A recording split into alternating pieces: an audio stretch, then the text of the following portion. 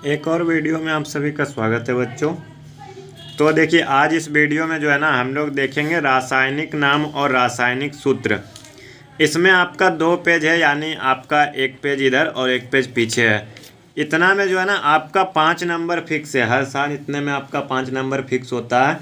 अगर आपको विश्वास नहीं होता है तो आप किसी भी साल का क्वेश्चन बैंक उठा करके देख सकते हो। आपका 5 नंबर जो है इतना में फिक्स है। या तो आपका रासायनिक सूत्र पूछ सकता है, रासायनिक नाम पूछ सकता है, या तो आपको बहुत सारे, जो कि आप अंतिम तक वीडियो में बने रहिए।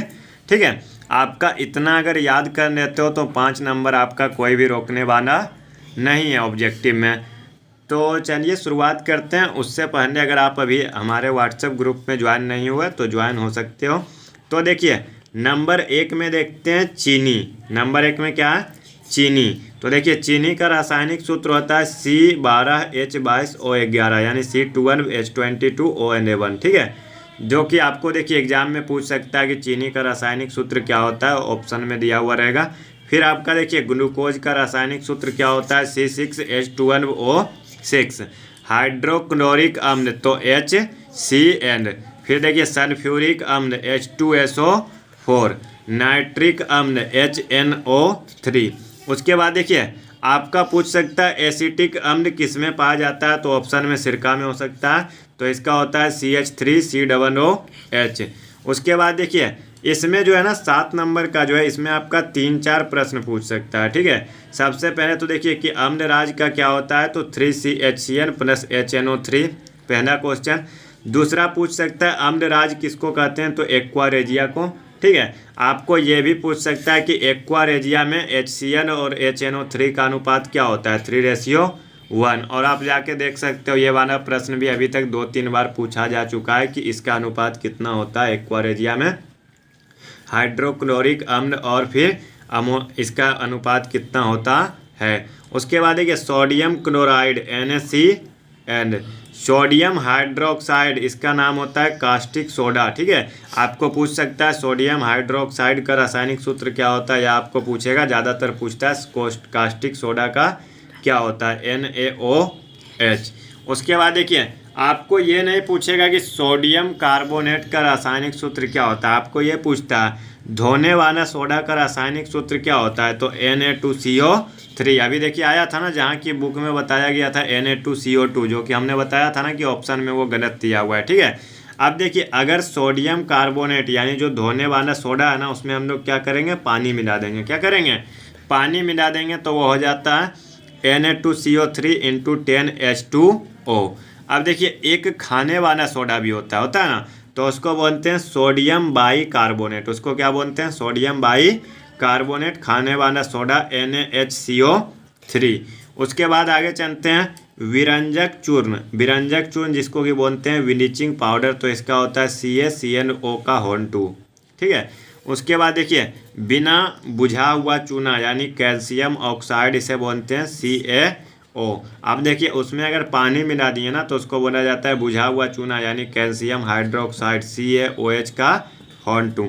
अब देखिए जिप्सम, जिप्सम का होता है CaSO4 × 2H2O, यानी कैल्शियम सल्फेट हाइड्रेट। ठीक है, कैल्शियम सल्फेट हाइड्रेट। तो जिप्सम क्या होता है, इसको प्लास्टर ऑफ पेरिस बनाने में इसका उपयोग किया जाता है, तो इसका हो जाता है CaSO4 × 2H2O। देखिए अभी तक हमने इसमें आपको जितना भी सोडा बताया ना, आप जा करके क्वेश्चन बैंक उठा करके देख सकते हो। इसमें से एक ऐसा एक भी ना है जो कि आपका कभी ना कभी ना पूछा गया हो। ठीक है, उसके बाद देखिए प्लास्टर ऑफ पेरिस का होता है, इसको आप 2 तरीके से लिख सकते हो, CaSO4 का (2) × H2O, या तो CaSO4 × ½ H2O, या तो आपको 2 यहाँ पे देना है, यहाँ पे। तो आपको इसमें तो लिखना तो होता नहीं है, ऑप्शन में टिक मारने का होता है, तो दोनों में से जो होगा आप वो देख लीजिएगा। ठीक है, आगे देखिए द्विधर्मी ऑक्साइड आपको पूछ सकता है कि कौन सा होता है, तो जिंक ऑक्साइड, एल्यूमिनियम ऑक्साइड और लेड ऑक्साइड। ठीक है, जो कि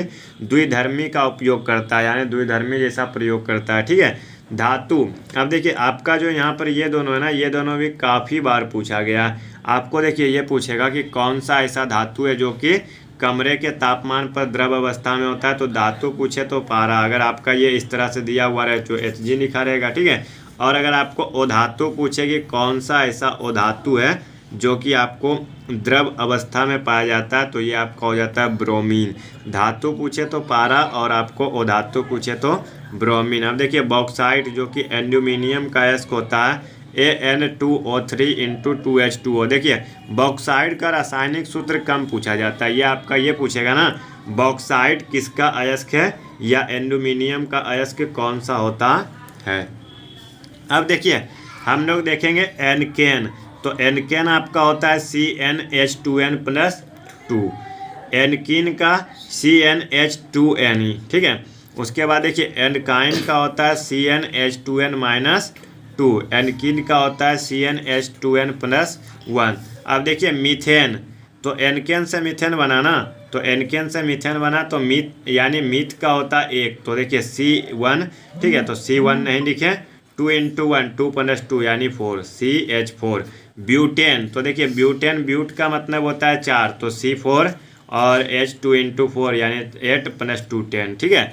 तो इसी प्रकार से आप निकाल सकते हो, मीथेन निकाल सकते हो, ईटेन निकाल सकते हो, प्रोपेन निकाल सकते हो, ब्यूटेन निकाल सकते हो, पेंटेन निकाल सकते हो, हेक्सेन, हेप्टेन यानी सबका निकाल सकते हो, यानी इन चारों से, ठीक है। अब आगे चलते हैं यूरिया। देखिए ये भी आपका बहुत बार पूछा गया है, यूरिया का क्या होता है, तो NH2CO NH2, कहीं कहीं आपको ये इस तरह से भी लिख देगा CONH4, ठीक है, यानी इन CONH2 का होल 2 या CON2H4, ठीक है। अब देखिए बेंजीन, बेंजीन भी बहुत बार पूछा है, ठीक है, बेंजीन, बेंजीन का भी बहुत बार पूछा गया है C6H6। कैनेमाइन, तो कैनेमाइन का होता है ZnCO3, लेकिन इसमें जो है ना आपका सबसे अधिक इस तरह से पूछता है कि जिंक का अयस्क इनमें से कौन सा है। पानी का देखिए H2O है, ठीक है। उसके बाद देखिए फिटकरी, फिटकरी को पोटेशियम एनम बोला जाता है रासायनिक सूत्र में KAiSO4 का होल 2 × 12H2O। फिर देखिए साबुन, ये जो आपका फिटकरी और साबुन है ना, ये आपका मैक्सिमम यानी ये आपका क्लास 10th का नहीं है, ये आपका क्लास 12th में ज़्यादा पूछा जाता है, ठीक है। तो साबुन का होता है C17H35COONA। फिर आगे देखते हैं संगमरमर, ये भी तो इतना बार पूछा गया ना प्रश्न में कि संगमरमर का रासायनिक सूत्र क्या होता है या रासायनिक नाम, तो कैल्शियम कार्बोनेट CaCO3। सिंदूर, सिंदूर को बोला जाता है मर्क्यूरिक सल्फाइड, ठीक है, मर्क्यूरिक सल्फाइड यानी HgS। अमोनिया का NH3, भारी जन का होता है D2O, ठीक है। अगर सिर्फ जन पूछे तो H2O। ये भी देखिए ये आपका भारी जन जो है ना, ये क्लास 12th में बहुत बार पूछा गया, ठीक है। शुष्क बर्फ बोला जाता है कार्बन डाइऑक्साइड को CO2। हास्य गैस यानी लाफिंग गैस, हंसाने वाला गैस बोला जाता है N2O। और नौसादर का होता है NH4CN। तो इस प्रकार से देखिए हम आपको एक बार फिर बोल रहे हैं, आप इसको पूरा कंप्लीट कर लीजिए, आपको इसमें 4-5 नंबर कोई रोकने वाला नहीं है, ठीक है। आप नहीं विश्वास है तो किसी भी साल का क्वेश्चन बैंक उठा करके देख लीजिए, इससे आपका 4-5 नंबर हर साल फिक्स है, ठीक है। तो चलिए इस वीडियो में सिर्फ इतना ही, मिलते हैं नेक्स्ट वीडियो में। धन्यवाद, जय हिंद।